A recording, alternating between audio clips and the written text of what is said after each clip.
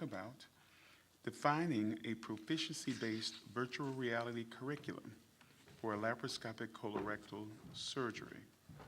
Dr. Palter. Good afternoon. I'm Vanessa Palter. I'm one of the residents in the University of Toronto. So I'll be talking about, sorry?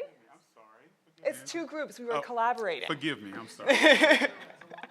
Oh, okay, all right. So I'll be talking about how our group developed this proficiency-based curriculum for laparoscopic colorectal surgery. So we know that virtual reality is effective in teaching technical skills. Virtual reality simulators have construct validity, meaning that they can distinguish between expert and novice performance. And also the skills learned on the simulators translate to the operating room, so residents who practice on the simulators have improved technical performance in the OR. Very few curricula, though, have been defined on VR simulators for laparoscopy, and those curricula are really restricted to basic laparoscopic procedures, such as sort of virtual reality drills, or sort of drills for people learning laparoscopic surgery, and also basic procedures such as laparoscopic cholecystectomy. Also, it's really important to mention that these curricula have been developed for the most part using local expertise. So experts at one institution will come together and develop the curricula, so the final curriculum is reflective of practice at one institution, as opposed to practice on a national or international level. Laparoscopic colorectal surgery is an advanced minimally invasive procedure with a long variable learning curve. And this learning curve data was obtained from already practicing surgeons who were learning laparoscopic colorectal surgery for the first time. So it's reasonable to hypothesize that for residents or trainees learning this procedure, the learning curve could in fact be even more variable and more significant. So the purpose of this study is twofold. First of all, we wanted to figure out the essential elements in a virtual reality curriculum for laparoscopic colorectal surgery. And second, we wanted to make the curriculum proficiency-based. So we wanted to define expert benchmark levels of proficiency for the final curriculum. So for the first part of the study, we knew we were going to be using the LabSim simulator for the curriculum.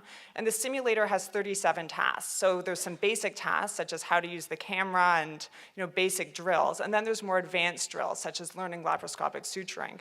And we wanted to know which of those tasks were actually relevant to learning laparoscopic colorectal surgery. So the way we went about doing this is we did a Delphi consensus survey. So we recruited 19 international experts, and these experts participated in an online survey. And what they had to do is they had to rate all of the LabSim tasks on a Likert scale from 1 to 5 with respect to the degree that they thought that those tasks were actually relevant to learning laparoscopic colorectal surgery. So this survey was done iteratively until we had consensus, which we predefined as a Cronbach's alpha of greater than 0.8. And ultimately, once we had consensus, those tasks that over 80% of the experts rated as either a 4 or a 5 on the Likert scale, we included those tasks in the final curriculum.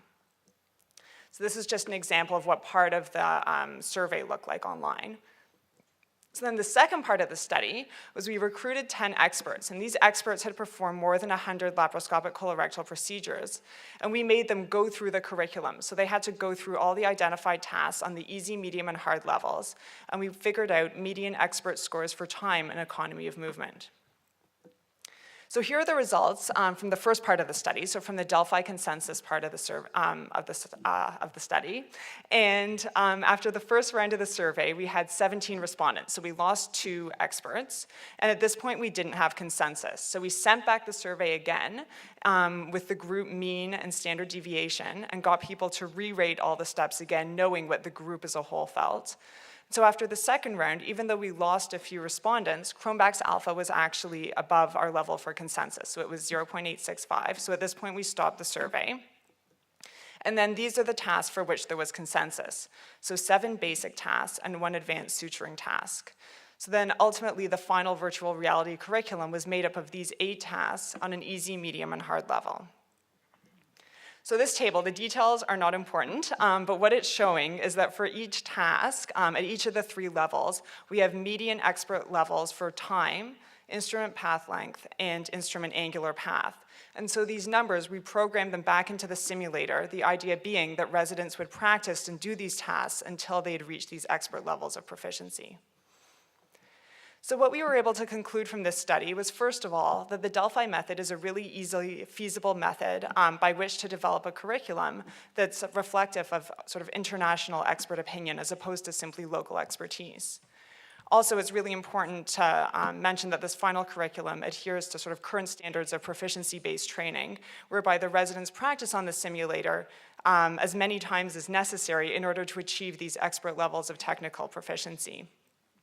So the next phase in this study is obviously to validate the curriculum, so to make sure that residents who go through this curricular training process actually perform better in the operating room and have more technical proficiency in the operating room than residents that don't practice on that curriculum. Thank you very much.